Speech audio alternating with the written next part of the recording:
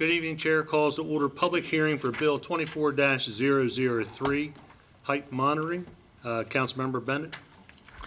Thank you. I appreciate having this opportunity tonight to hear from the community about the issue of unsafe truck travel on our roads and how we can use height monitoring systems to help curb this issue. A little bit of history. Back in 2022, Senate Bill 642 was passed. This was passed with the help of then Senator Casserly to address the issue of these trucks being on roads. We get the videos and the photos emailed to us all the time the Facebook posts and so on, showing examples of these trucks on roads where they do not belong, causing a community hazard to be formed. Then in that year or so, between that bill passing and June, there hadn't been any progress in getting these systems put in place. And it was at actually a community meeting on June 12th of 2023, somebody brought up, what's being done to get these height monitoring systems put in place? When's that going to happen? And it was actually 2 days later, my legislative aide was doing some research and realized that bill from 2022 required that there be a work group formed to then enable us to pass legislation to get these height monitoring systems put in place. So there was a lot of back and forth between ourselves and the county executive's office to get things settled and to get everybody in agreement over what the state legislation said. But in the next few days, we were able to get a executive order sent over to us for the last council meeting before summer recess to establish a work group. And over the summer, we made sure that work group got established. And August 22nd, Mr. Steve Walsh sent out our first email establishing who was going to be members of the work group. And we met monthly from September through January. So we had 5 meetings in all, just to go over a lot of the issue and what needed to be done. In that work group, we had the assistant county attorney, we had the director of legislative affairs for the sheriff's office, we had the director of planning and zoning. We also had several members from the Perryman community there. On occasion, we had the liaison to the State Highway Administration and the chief of long-range planning. And we looked at a lot of different issues throughout that committee from month to month. We talked about the Harford County official truck route map and what we could do to get onto Waze and, all the maps, online maps, so that the trucks, when they're using GPS coordinates, would be guided to go the right way. We also talked about camera locations. Where is it that we're having the issue of trucks going where they don't belong? And we identified 6 locations: Old Joppa Road between Mountain Road and Bel Air Road, Prospect Mill Road between Churchville Road and Fountain Green Road, Hooker's Mill Road between Abingdon Road and Calvary Road, Spasucio Road between Perryman Road and Route 40, Old Stephanie Road between Spasucio Road and Route 40, and Mitchell Lane between Spasucio Road and Route 40. So we identified these 6 locations using where there was, citizen complaint, but also where ticketing was being done. And a lot of other data and mapping was used to identify those 6 hot spots. There was a lot of back and forth on what number we should use to limit the amount of cameras out at a given time. So in this legislation, you'll see a maximum. That isn't how many will be set at any given time, but what's the most amount of cameras that could be out. And so we talked at length about that over several meetings. And eventually we did end up landing at 6, just because logistically, there's 6 locations, 6 cameras. We're not expecting to use 6 at any given time. But we just figured, to be safe rather than sorry, we might as well not limit ourselves and, 2 years from now say we need 6 out at a given time, but have to go through the legislative process all over again to address that.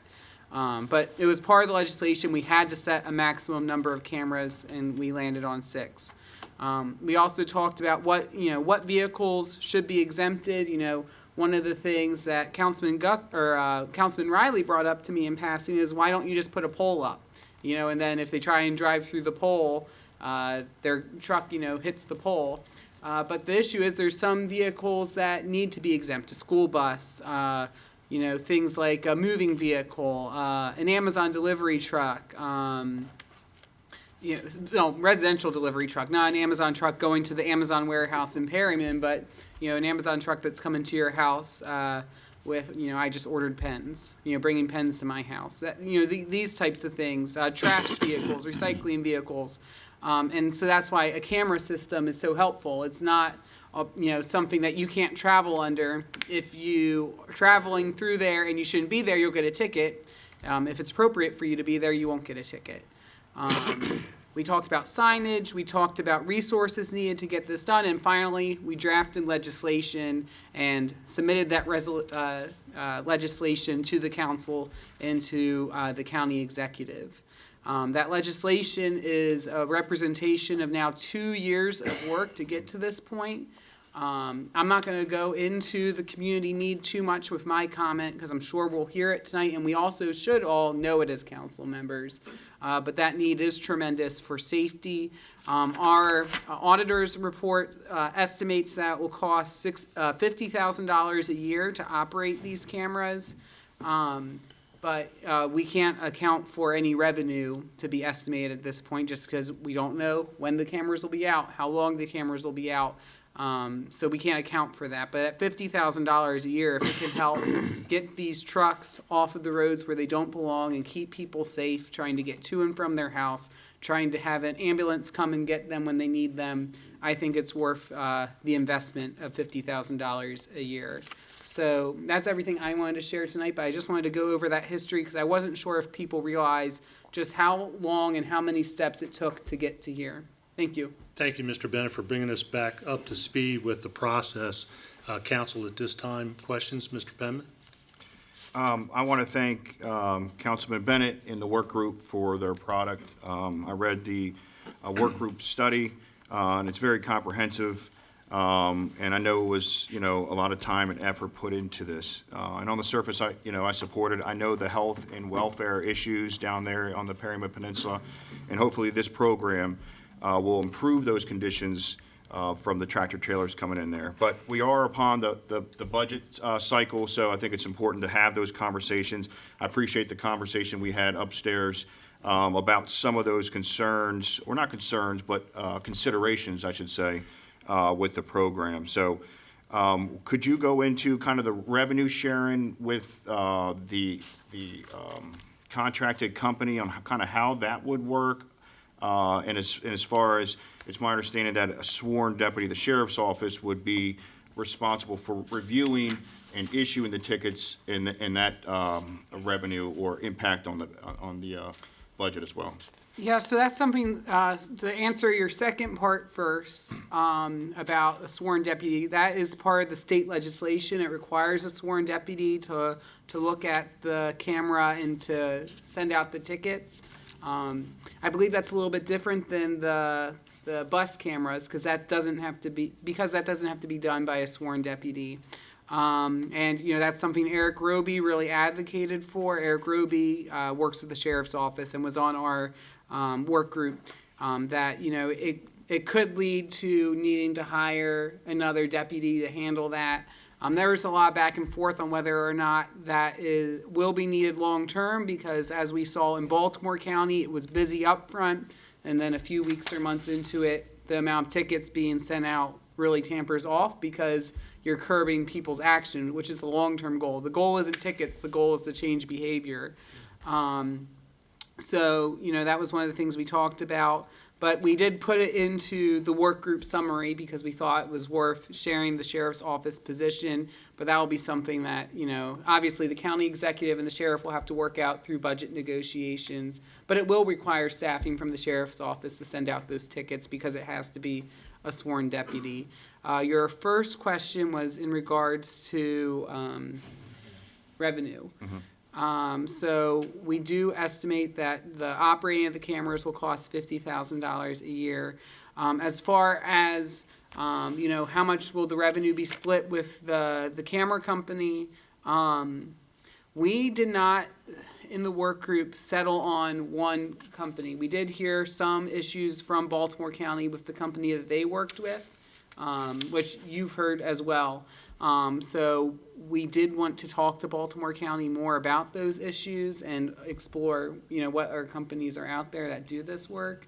So I can't speak to the specifics because that will be down to the administration on what company they choose and what the revenue split is and so on. So I don't have a hard answer is what I'm trying to say. And then just one follow-up question. We talked about it upstairs, about the success rate of Baltimore County and their program. Can you touch on that? Yeah, so what we heard when we talked with somebody who was intimately aware with Baltimore County was exactly what I just said. There was a heavy upfront workload involved, but they did see a change in behavior over time with having the cameras up and running, where people changed the way they were driving to stop getting the tickets. Which when you're working for a trucking company and your boss is getting tickets mailed to them, your boss is probably going to say, stop driving that way. Please go a different way. I don't want these tickets mailed to our office. Thank you. Thank you, Mr. Penman. Mr. Guthrie? I agree. You guys did some nice work on this. I've read this whole thing today and was impressed by it. I guess I got a couple of questions. One, you don't know what kind of revenue it's going to bring. However, and I ain't going to compare this to that, but at our Edgewood Joppatown community meeting, we always have somebody from the sheriff's department giving an update on what's going on in the county. And as of September last year, they started taking pictures of people who are violating the school bus law and passing the school buses. And I can't believe anybody expected to get these kind of numbers, but since September, they have 4,000 violations they wrote tickets for, and that was $1,160,000. So I don't know if you think you're going to get that kind of money, but that's how much how many people keep passing school buses? $1,160,000 since September. I guess the $50,000. Have you decided where, or has the county executive said anything about putting it in a budget, or where does the $50,000 come from?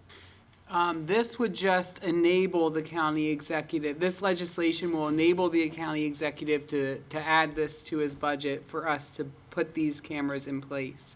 So, that will still be through the budgetary process for them to decide to do that next year and include that in their budget. But to also just touch upon what you shared with regards to revenue, my dream would be that we get $0 in revenue, Well, that's right? the point, After a year, hopefully trucks are no longer taking the routes they're not supposed to be taking. And at $50,000 a year, that's a wonderful investment to make that stop. It's a drops in the bucket to really increase the quality of life for a lot of people. Mostly in Perryman, that's what we're going to hear a lot about from tonight, but not only in Perryman, through Hooker's Mill Road and so on. I'm hopeful for that. Mr. Giangiordano? So, Jacob, thanks for all the work you did on this. I know a couple of years ago, before you were on the council, this was one of the things that we were looking at, trying to implement, and it looks like it finally come to fruition. So thanks for your effort, and some of the other board members, Steve Walsh, Eric Roby, Ron Stutinski, which I think is in the back there as well. I think I saw Shane Grimm on here as well, maybe.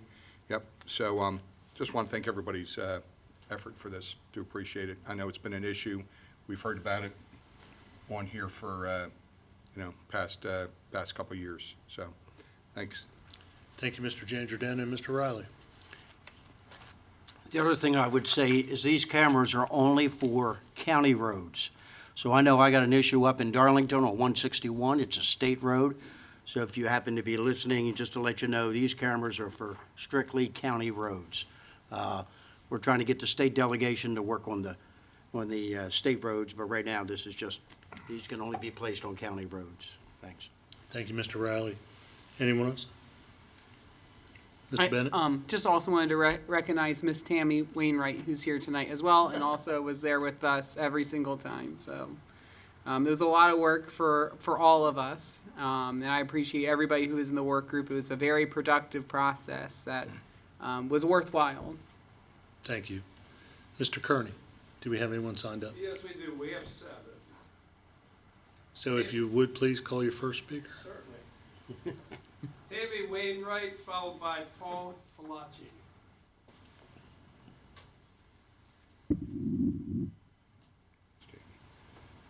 Good evening, ma'am. Name and address, please. Hi, Tammy Wainwright, 11 Spasucia Road, Aberdeen, Maryland. I am in favor of the vehicle height monitoring bill.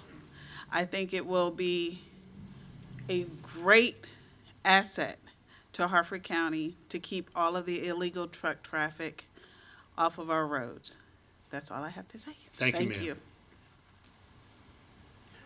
Good evening, sir. Name and address, please. Good evening, Paul Falacci, 320 Marine Avenue in Perryman. Also in support of the height monitoring system. I think it's awesome to have some technology to help out here. Thanks to everybody that was on the commission, that your tenacity over the last, everybody has pushed us through over the last 2 years. Really looking forward to it. As a person that drives on 2 of those 3 roads just about every day and rides my bike on that road and run on those roads, really looking forward to getting the trucks off.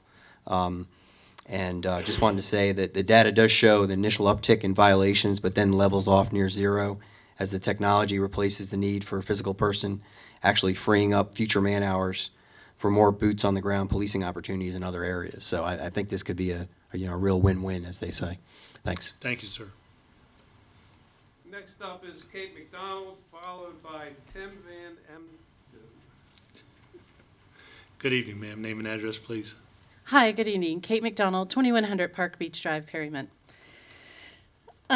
This bill, if passed, is the county's first step to your first real opportunity to begin to mitigate what has been allowed to happen to the people of Perryman over the last several decades, especially those that live along Perryman Road, Spasucia, and Old Stepney.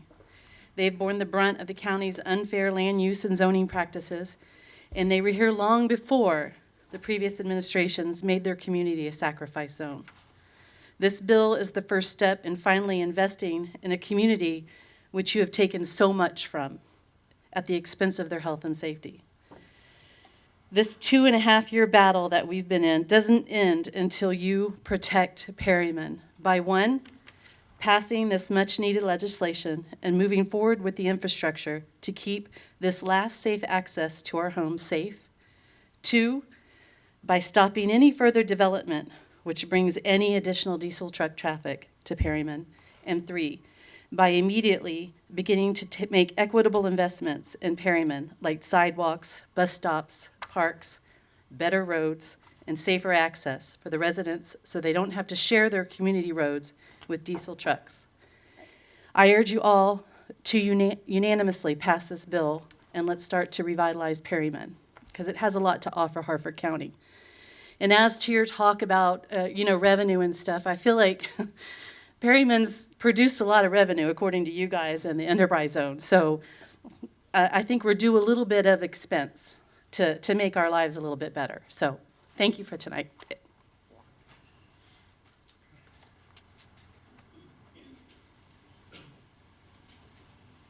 Good evening, sir. Name and address, please. Good evening, Tim Van Emden, 1963 Mitchell Drive. I'm also in favor of this bill. It's going to sit here and, again, provide a bit of revenue to offset the initial cost of $50,000.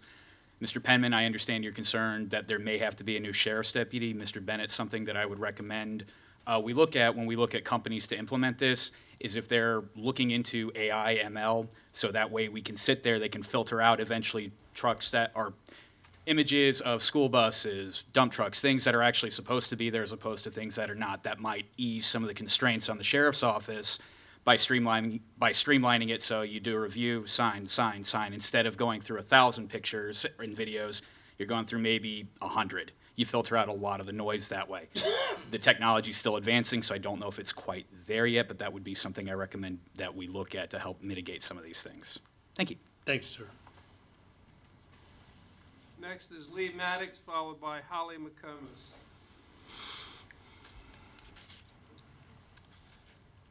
Good evening, ma'am. Name and address, please. Good evening, Mr. President, members of the council. Lee Maddox, 1700 Church Point Court, Perryman. I'm here tonight in favor of this legislation before you. I just want to take a quick minute and thank Jacob Bennett and Heather for their advocacy for Perryman. You know, we've been a little bit high maintenance. I'm not going to say we haven't been. And, you know, there's a lot of critical issues, both environmental and infrastructure that we've been experiencing largely from the over-industrialization of the peninsula. And Jacob, we are super, super grateful to have you as a staunch advocate. You've been a blessing to us. Thank you so much. We're also very grateful for Bob Castley and his dedicated staff for their support and consideration of our ongoing issues. And we are hopeful that when this council passes this bill, and sends it over to his office, it will be implemented with all due speed. We went, like Kate said, I won't repeat, decades of being ignored and exploited, and this support from our elected officials means a whole lot. And in terms of your concerns, if there are any about funding, I know the budget season is coming up. And as you well know, whether you make a budget or amend a budget or kill a budget, it's never about the money, it's about the priorities, and Perryman deserves to be your priority this year, and we do appreciate that as well. So thank you. Thank you, ma'am.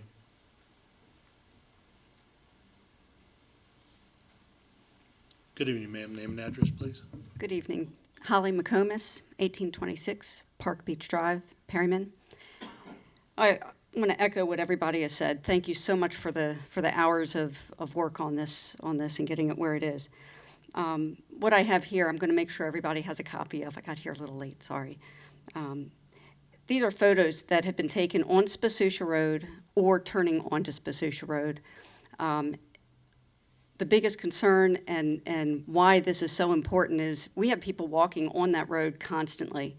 And in our personal vehicles, coming home after work at 9, 10, 11, 12 o'clock at night, it's so dark. And it is so easy to hit somebody that's walking. I can't tell you how many times I've narrowly avoided that. And I can't imagine a tractor trailer being on these roads and coming around a corner and having somebody there. So this would really, really be a huge safety help to this road in particular. And I know all the others as well. The height monitoring system would be a best practice of smart technology that may be applied to other areas for leadership that may embrace technology and improve productivity within our civil organizations like the police force. So I am in favor of this bill, and thank you very much for your time. Thank you, ma'am. And the last speaker is Chuck Mazan. Good evening, sir. Name and address, please. Good evening, Chuck Mezan, 1812 Park Beach Drive in Aberdeen. I'm also in favor of the bill, obviously.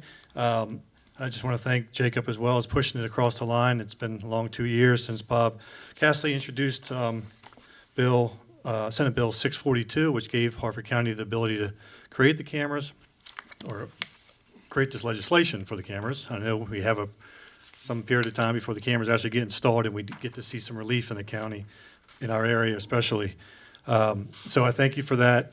I think the technology, as Tim said, has come so far that I think it will alleviate the need for too many man-hours because it can filter out all the pictures and give you just the offenders, the ones that deserve the tickets. It should get to the point where that's all you're seeing. Instead of officers that we see after we call coming and standing and pulling people over all day long. I saw someone there doing it all day long, pulling trucks over and ticketed them. So I think it's going to be a cost savings overall. So thank you. Thank you, sir. Last speaker. That was it? That was it. All right. I, too, want to thank the entire work group for all their efforts of bringing this to us at this point this evening. This will conclude this public hearing for Bill 24-003 and will be taken up at the next council meeting. Council, at this time, I'd like to recognize Mr. Truitt, Mr. Bowling, come forward, and we're going to go through. I know you're going to speak to all three code bills briefly, and then after you're finished, I'll open them up individually, so anyone that wants to speak to one specific bill can. That's fine, or we can do it separately if you'd like, but I'm prepared either way. However you want to do it, it's fine. All right. Thank you, Council President Vincente, members of the council. It's an honor to present testimony on Bill 24-004, modifications to Chapter 16 and 22 of the Harford County Code. That will introduce the adoption of the 21 International Plumbing Code, International Fuel Gas Code. With me, I have the following members of my department: Deputy Director Harold Bowling, Chief Scott Schott, Dave Cross, and Acting Chief Dave Brown.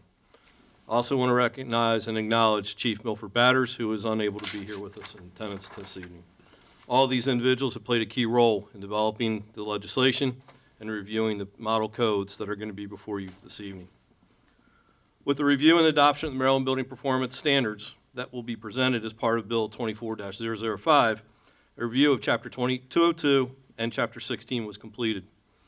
Due to the order of hearings this evening, I'll provide in more depth explanation of the adoption and development process that was conducted by the department with the presentation of Bill 24-005. Over the past few weeks, Mr. Bowling and I have had the pleasure to meet with each of you and go over all the different aspects of the legislation, and we appreciate your time and efforts. The intent of Bill 24-004 is to adopt, with local amendments, 21 International Plumbing Code, International Fuel Gas Code, along with modifying Chapter 16 of the Harford County Code. Two of the significant changes I would like to point out in this bill are: one, we are proposing to modify Chapter 16 to remove the department head with responsibility for oversight of plumbing code and replacing them with the Chief of Plumbing Services. Since the board is advisory to the department head, representation by the chief is a more logical selection. Second is that administrative sections in the International Plumbing Code, as developed by International Code Council, were modified in the 2021 edition. Realignment of those provisions within Chapter 1 were necessary, and no changes in application nor intent were made with our modifications that are presented to you this evening. I appreciate your time in the past few weeks to understand the substance of the language of the legislation, and in your packet you should have a letter of support from the Plumbing Board.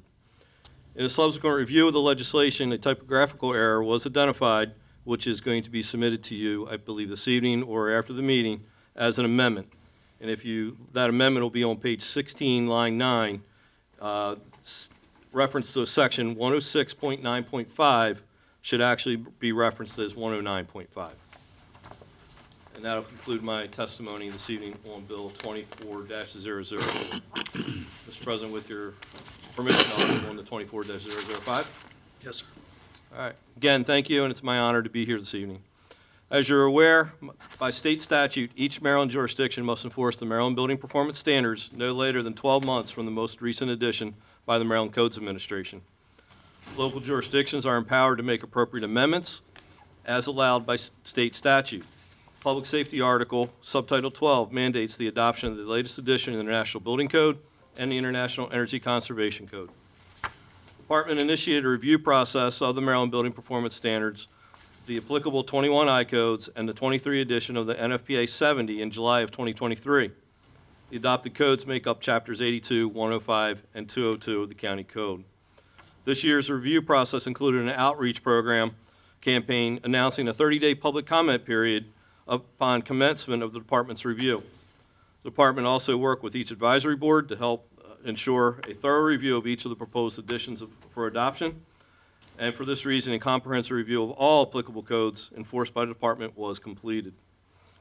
The bills before you make up a comprehensive adoption of the 21 International Building Code, Residential, Energy Conservation, Swimming Pool Code, Mechanical Code, Plumbing Code, and Fuel Gas Code, along with the National Electrical Code.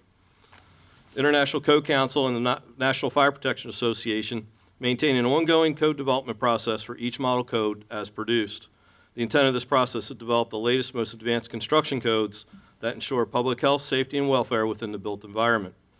By adopting the latest codes, jurisdictions ensure that the citizens are safeguarded from hazards within the built environment, which are ever-changing. The intent of Bill 24-005, again, is to adopt the International Building, Residential, Mechanical, Energy Code, and Swimming Pool and Spa Code. I wanted to highlight two major changes that you were made aware of in the bill. First and foremost is the additional language that is being proposed to supplement Section 116 within Chapter 1 of the IBC. This language is intended to expand the department's ability to address vacant, uninhabitable, and dangerous structures. The language was derived from the International Property Maintenance Code and will complement the department's efforts not only in the Southern County Task Force area, but throughout the county as a whole in addressing these types of structures. Second change is a specific adoption of the International Energy Conservation Code as a new Article 4 in Chapter 82. The IEC is mandated adoption, which is prohibited from being weakened by the MBPS. Working with the Maryland Codes Administration, a successful effort was made to implement an innovative alternative approach for prescriptive compliance for residential structures. This modification for a better return on investment was made. Additionally, this innovative approach has also been incorporated into the 24 edition of the IECC, which we will see at the next adoption. This means that builders are provided with a compliance path that is similar to today's requirements, provides a glide path to the next state and local adoption, while controlling construction costs for energy conservation. Upon favorable approval from this body for the three bills before you this evening, the department will still have additional milestones to reach the target adoption implementation deadline of May 29, 2024. Once council approval is granted, the department will initiate a public outreach campaign to update our customer base on the upcoming changes. The department is currently identifying additional training for staff, with securing a virtual training opportunity to be availed for anyone that has interest in the residential energy code provisions. This class is tentatively scheduled for April 25th, 2024. Based on the ever-increasing requirements of the IECC to achieve energy efficiency, it will be necessary for the department to leverage technology to provide for an efficient interface between our customers, office staff, and field staff. The department has also once again entered into a contract with General Code to produce specific Harford County I-codes incorporating the text of the I-codes that are developed by ICC and the amendments that will be made by you this evening. The county first incorporated local amendments into the codes in the 2018 I-codes additions. These documents will be made available for free of charge and be located on the ICC Digital Codes website with links from the department web pages. Again, I appreciate your time.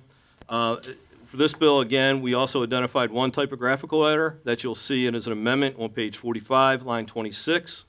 Currently, the section reads 395.1. It should actually read 305.1.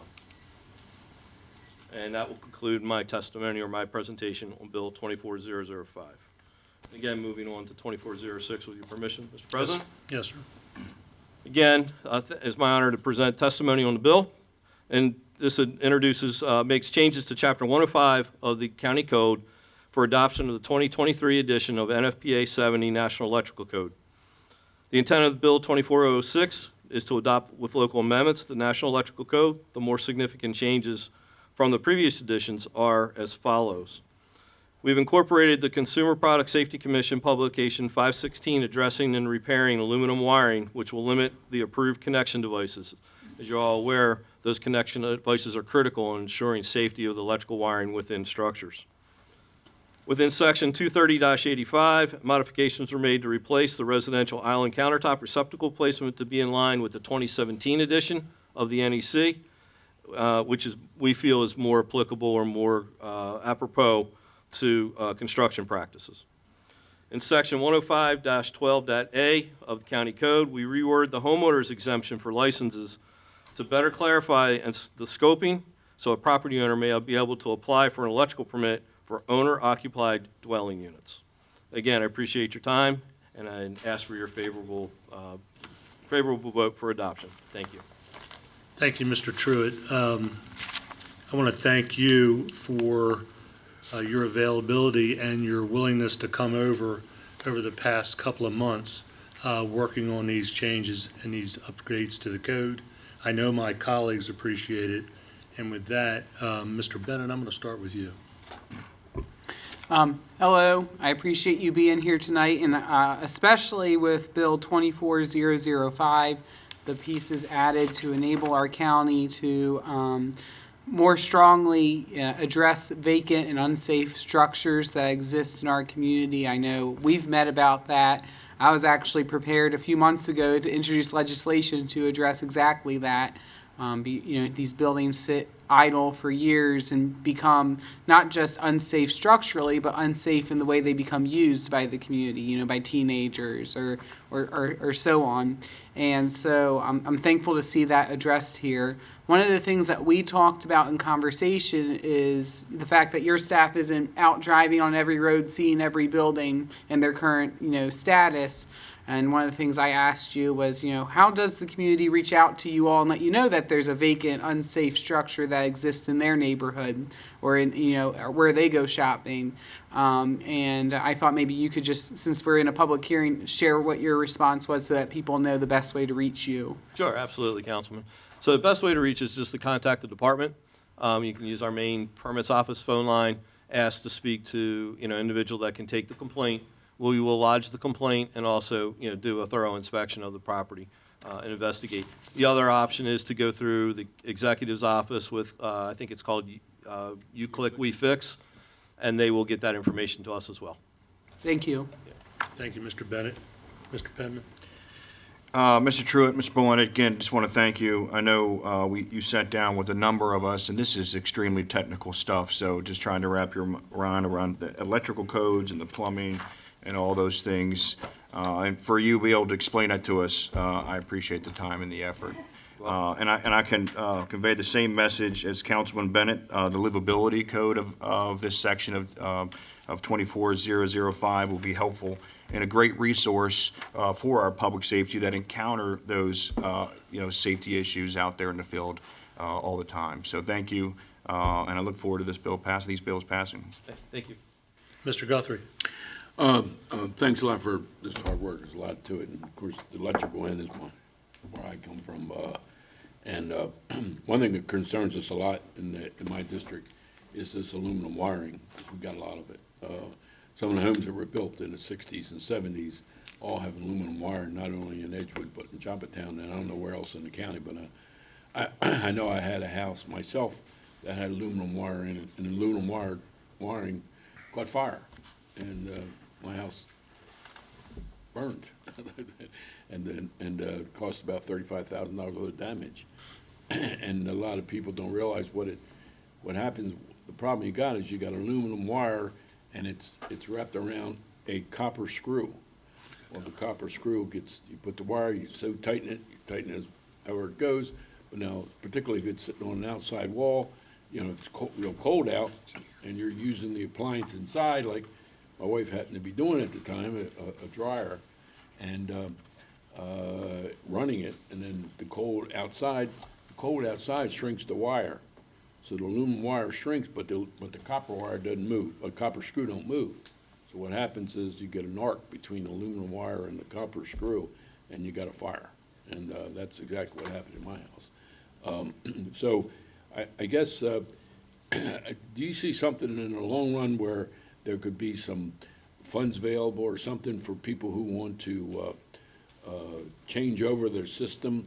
Maybe, I don't mean change it over entirely, but do you still do the wire wrap? In other words, where you pull off the pigtail, or do you have a newer creation?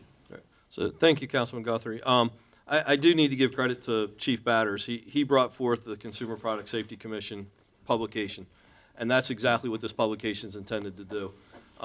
It's a little bit unorthodox to adopt a publication like this as part of the code, but we worked with Harford County Law Department and found a way to make sure that it happened to address your specific concerns. So these would be the appropriate connections. The department is very diligent in trying to enforce those when they see them. Unfortunately, we never had anything in law to actually back us up. So this actually does give us the ability to do that. It kind of eliminates the pigtailing and the petrolox that was being used and things like that. So this will be a much better, safer option. Do you see somehow in the future there could be some kind of a grant or funds available if people want to make that conversion in their house? You can't force them to do it. Right. But if there was some funds, like 50% of the cost, that we could find somewhere funds to do that, I think it could save a lot of fires. Yeah, I'm not aware of any. I can reach out to Community Services, who does a lot of our grant programs, to see if there's anything out there and have them search that and see if we can try to find something that will avail some relief to property owners. Okay, thank you. Thank you, Mr. Guthrie. Mr. Giangiordano? So I want to thank you guys for coming over, giving your presentation, but I also see that you got like 150 years worth of, your knowledge back there, and we really do appreciate that. I know there's a lot of times that you guys go out, have people underneath you, but I think it's your knowledge that helps us get through a lot of this stuff. And I know you being on the board, and I've talked to you a couple times about that, and your knowledge with that. I mean, sometimes it just goes overhead. I think one of the things we talked about was the automatic pool closures. So even though they're going to have automatic pool closures, we still need the fences around them, just like the aluminum wiring. We will not, in my world, we will not insure a home with aluminum wiring. And it's going to get even worse out there. So somebody comes to us and the home was built in the late 60s and they have aluminum wiring, they're going to be out of luck. They're going to have to go through and change that. And I know it's not cheap, but so I do appreciate all that, the effort. And I know the one big thing that you had mentioned that you were able to get through was the cost savings of at least 10% moving forward, but you didn't tell everybody what that one big piece can you mention that? The energy code? The energy code, what, that one item was that if somebody does that on a home, or I guess also, is it remodeling or just new? They can use it for both remodeling and new construction. Mostly it's going to affect new construction. New construction. I just recently had a call yesterday from a home builder who was looking at this option through another county that they work in. And they expressed that it's going to save them about $10,000 to $15,000 in the construction of a new home, because they won't have to go to 5/8 drywall, they won't have to go to increased stud sizing, and it really puts us, as I mentioned, on a glide path to be in compliance with the 24 edition. And what was that?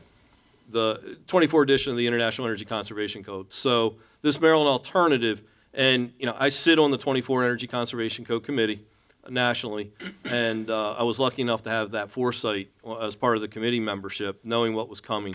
We worked with Maryland Codes Administration, which we have a great relationship with, and they saw the value in doing this, and they moved it forward as an innovative approach. So this was a little bit unique circumstance in this particular case. And what is that innovative approach? Can you tell everybody so we have that on record? Sure. This innovative approach is really looking back at changing the prescriptive, or adding a new prescriptive path that reduces what's in the code, since we're not allowed to weaken the code. It took the ceiling R value from R60 down to R49, and then in the wall value, we were able to take it from an R30 back down to the 15.3 or the R20.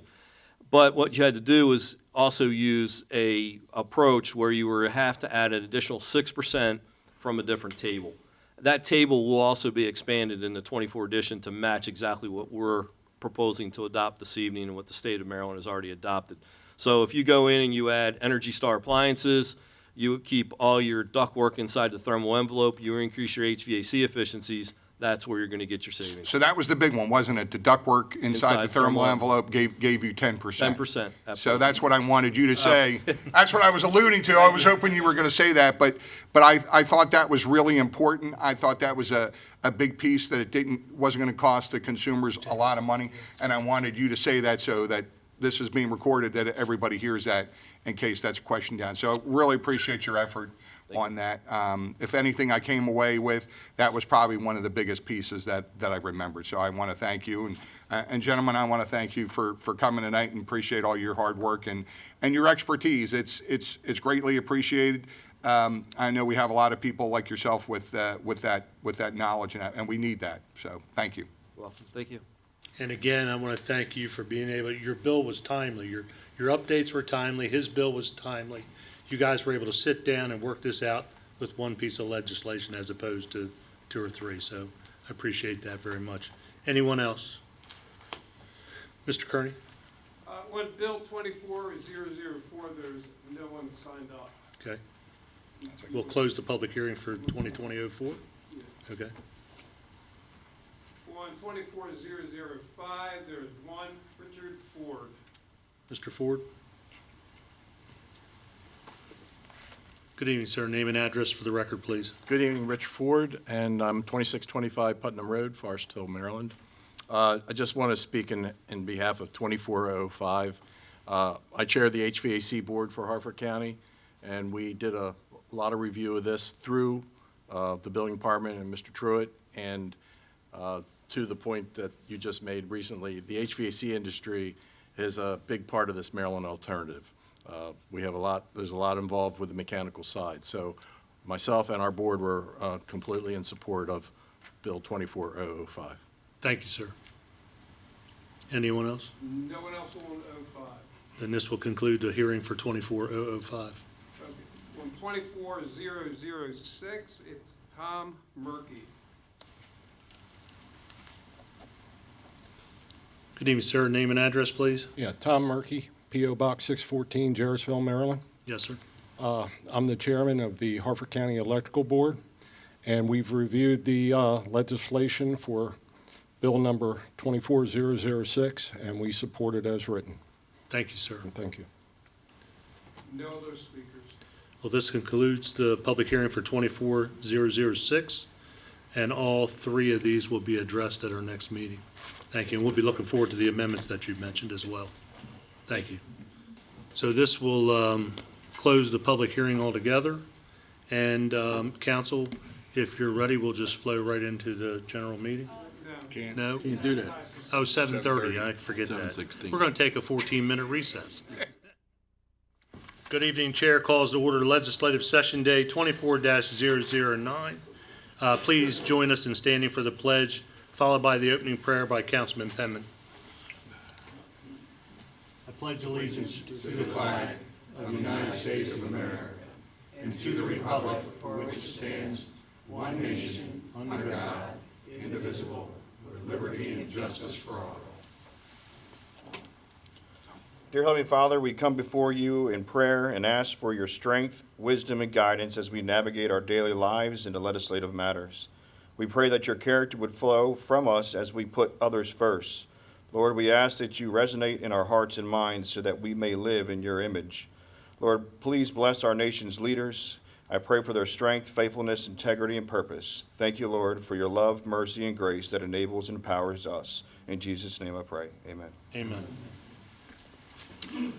Council, if I may, we are missing both Ms. Dixon and Ms. Sottles this evening. They will be joining us at the next council meeting. Agenda item number 4, presentation of proclamations. We have none. 5, consideration of petitions, applications, appointments, and nominations. We have none. Special presentations, none. 7, approval of minutes, public hearing March 5th, 2024, legislative day 24-008, March 5th, 2024. Are there any corrections to the minutes? There being no corrections, the minutes stand approved. Mr. Jan Giordano, please read Resolution 007-24 into the record. Resolution 007-24, Master Water and Sewer Plan Spring 2024 update, introduced by the Council President Vincenti at the request of the County Executive. A resolution providing for the adoption of the Master Water and Sewer Spring 2024. Bless you. Thank you. Update, a copy of which is attached hereto and for submission of the plan of the Maryland Department of the Environment for its approval and implementation pursuant to Title IX of the Environment Article of the Maryland Annotated Code. Public hearing scheduled for Tuesday, April 9th, 2024 at 7 p.m. in these council chambers. Thank you. Agenda item number 9, introduction of bills. We have none. 10, introduction and consideration of amendments. Mr. Jan Giordano, please read amendments 1 through 4 to Bill 24-002. Amendments to Bill 24-002, introduced by Council President Vincenti at the request of the County Executive. Amendment number 1 on page 26 in line 5, strike the brackets around the word cap. Amendment number 2 on page 35 in line 22, strike the brackets around the number 4. Amendment number 3 on page 25 in line 22. On page 35 in line 22, strike the brackets around the number 4. Amendment number 3 on page 25 in line 22, strike the number 5. Amendment number 4 on page 45 in line 22, strike the word be after the word shall. Thank you, Mr. Jan Giordano. Because of a timing issue, these amendments will be considered this evening. May I have a motion, please? Council President, I move to approve amendments 1 through 4. May I have a second? Second. Thank you, Mr. Guthrie. It's moved and seconded to approve amendments 1 through 4 to Bill 24-002. Is there any discussion? Mr. President? Mr. Bennett? I just thought, for the sake of public clarity, I'd share that these amendments were actually spoken about last week during our public comment that we received, and they're very much so just clerical and not substantive in any nature to change what we're doing here. Thank you, Mr. Bennett, for that. Anyone else, counsel? Mr. Kearney? Mr. President, Aye. Mr. Guthrie. Aye. Mr. Penman. Aye. Mr. Giangiordano. Aye. Mr. Riley. Aye. Mr. Bennett. Aye. There being 6 votes in the affirmative, 1 absent, amendments 1 through 4 hereby approved. 11, call for final reading of bills. Bill 24-002, Agricultural Land Preservation Purchase of Development Rights Program, as amended. May I have a motion? Council President, I move to approve Bill 24-002. May I have a second? Second? Thank you, Mr. Bennett. It's moved and seconded to approve Bill 24-002 as amended. Is there any discussion? Council, if I may, I want to recognize former Councilman Chad Schroeds in the audience again tonight. Over the past 2 years in the prior council, Mr. Schroeds was very instrumental in getting this council work group together. They met extensively, worked with the administration to bring this new bill forward along with Bill Amos and Jen Wilson. And I want to thank them for their efforts and their work. And with that, Mr. Kearney. Mr. President. Aye. Mr. Guthrie. Aye. Mr. Penman. Aye. Mr. Giangiordano. Aye. Mr. Riley. Aye. Mr. Bennett. Aye. There being 6 votes in the affirmative and 1 absent, Bill 24-002, Ag Land Preservation, as amended, is hereby approved. Agenda number 12, enrollment of bills, Bill 24-002, Agricultural Land Preservation Purchase of Development Rights Program, as amended, is certified as being the text finally passed. 13, unfinished business, we have none. 14, new business, we have none. 17, comments and input from attending citizens. Mr. Kearney, do we have anyone signed up? I have 4 right here. Speaker will be Katie Gunano, followed by Dale Livingston.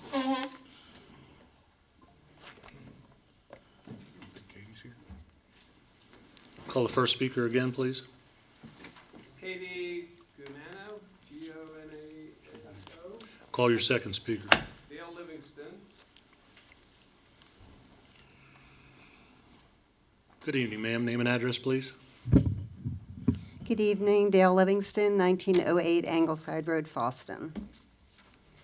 Our country is in turmoil because many of our elected officials are not honoring their oaths of office. When you were elected, you swore that you would support the Constitution of the United States and bear true allegiance to the state of Maryland and support the Constitution and laws thereof. Oaths are being breached left and right. One instance concerns our own county charter. 207 Article 1, Section 4-8, qualifications of council members. A councilman shall not hold any other office or of profit or employment in the government of the state, the county, or the municipality within the county, except a position held by virtue of being a councilman. The decision of the Maryland Supreme Court has put our county's governing body in a very precarious position. And even though Councilman Penman and Bennett were allowed to disregard the charter rule, it doesn't make it right, and sets a bad precedent for this to happen again, and perhaps in even more detrimental way. I don't understand why the rule is so hard to understand. It's quite specific, but especially, evidently, it's easy for those who don't care to follow the rules to just ignore them. And it's a pity we keep electing people who go after us for not following rules while they make a sham out of our Constitution and county charter. This is more than disrespectful to the people of our county and governing body. The Maryland Supreme Court's explanation as to why this charter position doesn't apply is that it is ambiguous. What is ambiguous about shall not hold any other office of profit or employment in the state, county, or municipal? What is going to happen to the makeup of our county governing bodies across the state when they can no longer have the authority to create their own rules and then follow them? That is very dangerous. So the courts will decide what the counties can and cannot do regarding their charters. The state and federal government are now deciding what our counties can and cannot do regarding our land and zoning. The state is deciding what is best for our children. It is not a breach of the oath. Is it not a breach of the oath taken by every elected and appointed official to not only ignore our governing body's right to create their own rules of governance, but in so doing, ignoring the people as well? Remember, it is the people who give you, the state and the federal government, the authority to govern by protecting our God-given rights. That's your only job. And when the oath is breached, it is telling the people that you do not care to protect their rights. Our Constitution is the path we chose to take. We would like you to join us. Thank you. Thank you, ma'am. Next speaker is Diana Sadowski, followed by Gary Johnson. Good evening, ma'am. Name and address, please. Hi, Diana Sadowski, 1113 Stromco Drive, and I apologize for the laryngitis, a little too much talking these days. My comments tonight are in response to Mr. Penman's presentation last week. For the last year, as a constituent of District B, I've sat in at these meetings while my representative has repeatedly bashed and disparaged just about everything that the county executive has done, and I sit and I wonder why. It's well known that the previous county executive still has a hand in the county. He may be a mentor to you, Mr. Penman, but it's well evident by the sprawl that's going on that the previous county executive was very friendly to developers, and many of them from out of state, who are coming in trying to change the landscape of our county, all in the name of progress, without regard to infrastructure and public safety and schools and health care and the environment. And I've told you before, Mr. Penman, that you could be such a positive asset to our community. However, time and time again, you've clearly aligned yourself not with your constituents, but with those who line your pockets. Remember what they say about glass houses, and the previous speaker brought it up. You're embroiled in your own battle with ethics, and perhaps now is the time for you to do the right thing until this is ruled on. May I suggest you step down? May I suggest you at least recuse yourself from putting any bills in, voting on bills, from any actions on the council until this is resolved? I know I'm just somebody's Grammy trying to do the right thing, to make things right, but I'm also an unrepresentative constituent who's fed up. Thank you.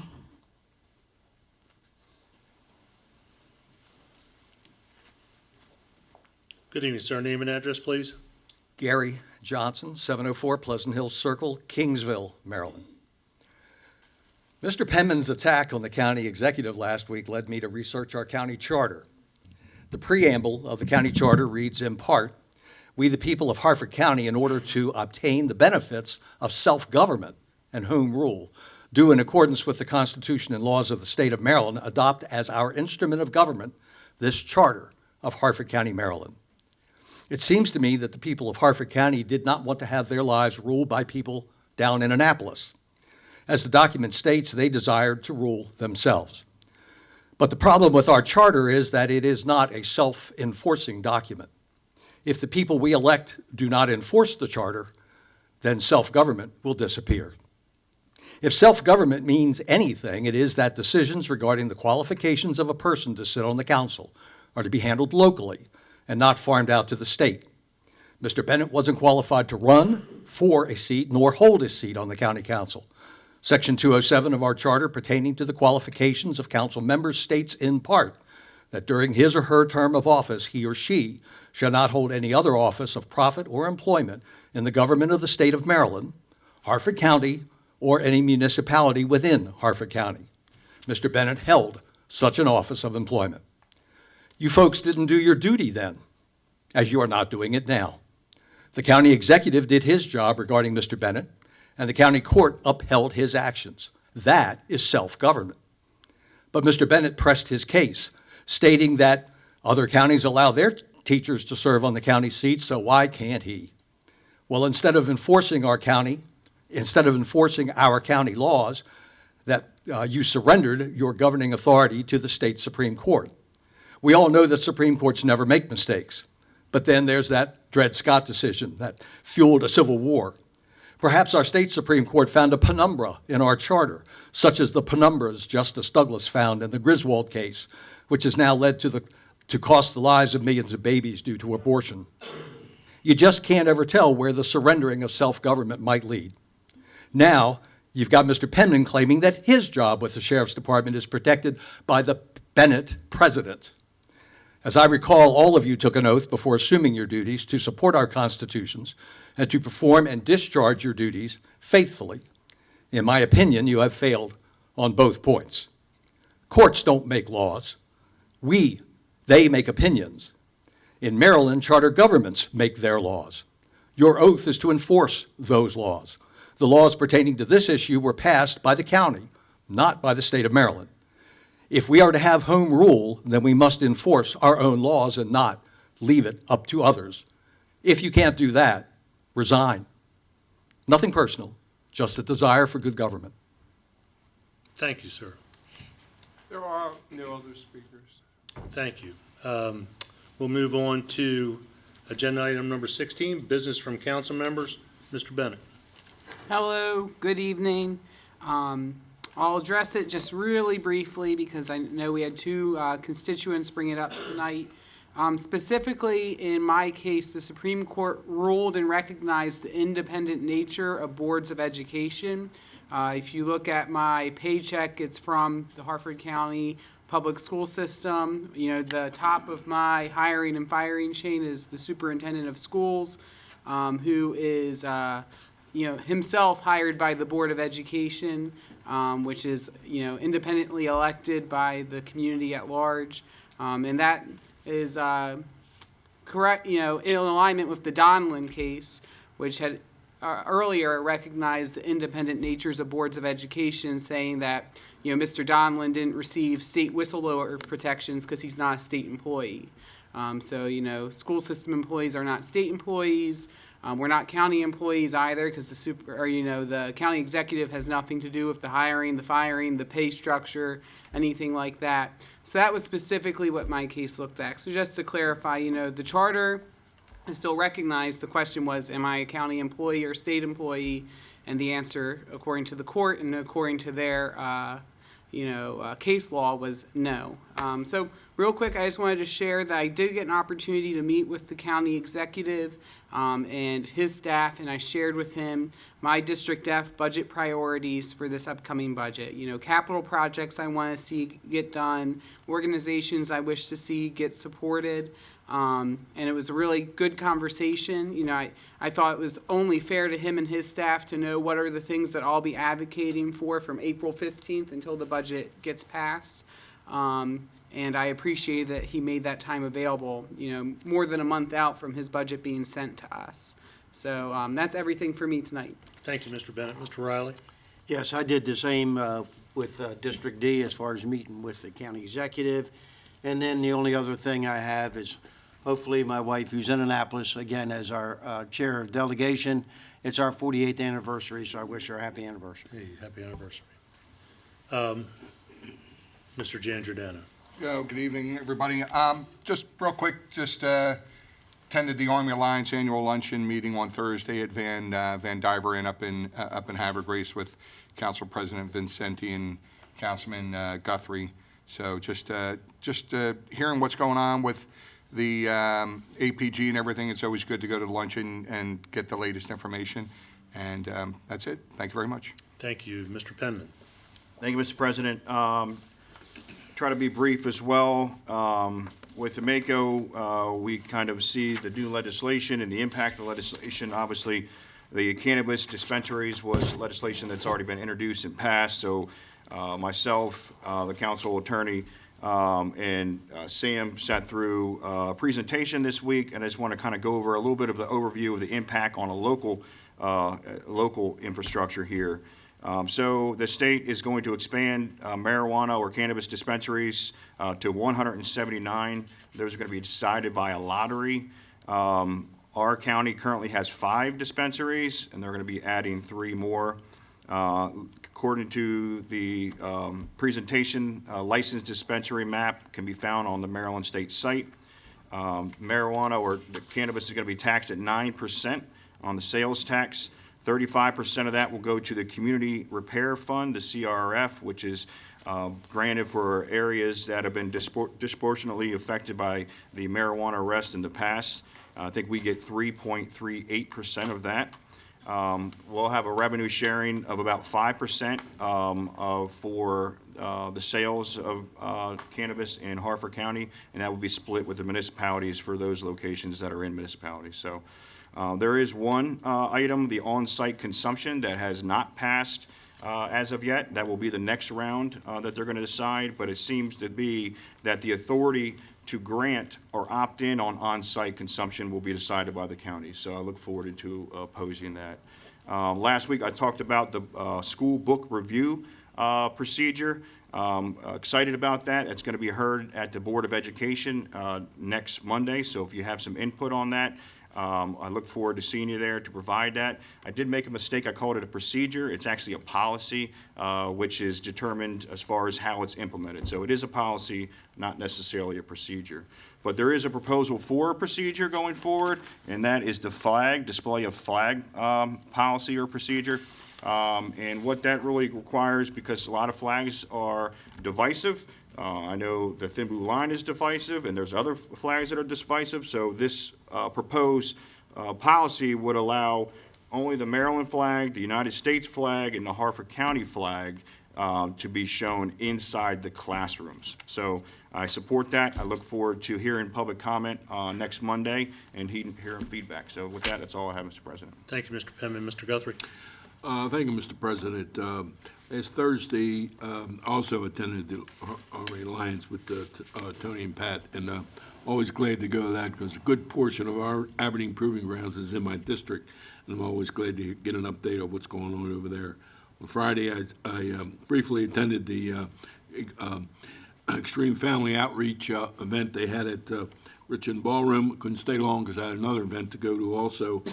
And they're a great outfit. I remember 20-some years ago when I cut the ribbon for the Extreme Family Outreach when they started, and it's good to see 20-some years later, they're still going strong and really helping people in the community. As the weekends that don't change for us up here, Saturday, Pat and myself attended the Harford Land Trust annual meeting in Havre de Grace Decoy Museum in Havre de Grace. Certainly, it's great to see Harford Land Trust and the things they're doing for the county and the land that they're preserving. I'm very happy that recently they just preserved the 129 acres in Joppatown and another 98 acres in Edgewood, and they're going to be future parks, so we're very happy about that. On the way back, I stopped at the This and That consignment gift shop in Edgewood, right on Route 40. They're called This and That, and if you really wanted to get some really nice gifts for people, that's a perfect place to go. People turn in some very expensive stuff, and they sell it for really reasonable prices. It's a perfect gift shop. Sunday, I went to the Edgewood Fire Station to meet Jansen Robinson and some citizens there.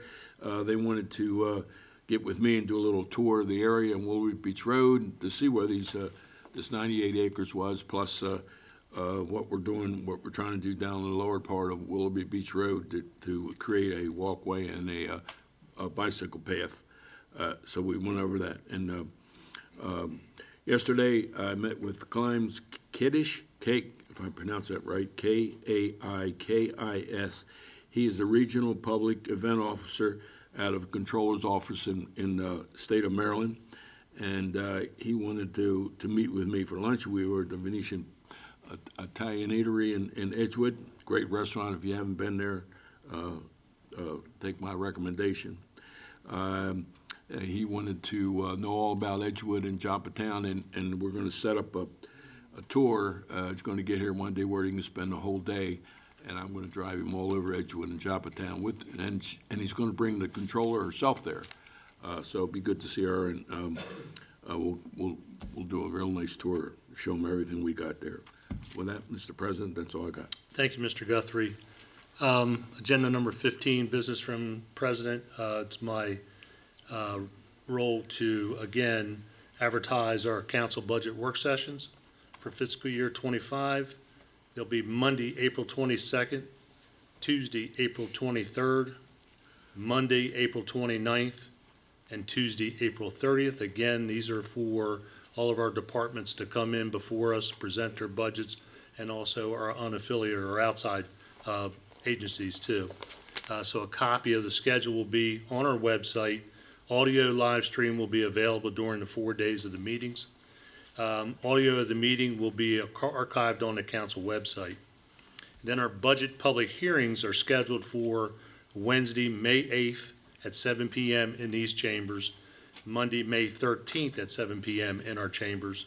And also video and audio will be live streamed and archived on the council website. Mr. Guthrie mentioned the Harford Land Trust annual meeting. It was held at the Decoy Museum, extremely well attended. We had the pleasure and the honor to present Mr. John Sauer a proclamation for his contributions in art to the county, and also Mr. Krug, I believe that's how you pronounce his last name, Mr. Krug, for his 16 years of service to the Land Trust. And then finally, each of us talk about our volunteers, our EMS folks, our firefighters, first responders. We thank them for the outstanding service that they provide to our citizens each and every day. And unfortunately, when they roll up to a call, they never know what type of situation they're going to be in. And this past weekend, one of our crews had an incident where they were attacked, and themselves were taken to the hospital. So again, whenever you see these volunteers, see these paid EMS and EMTs, paramedics out on the road, please recognize the service that they provide, because you never know when you're going to need them. So with that, we'll go ahead and adjourn this meeting. Thank you.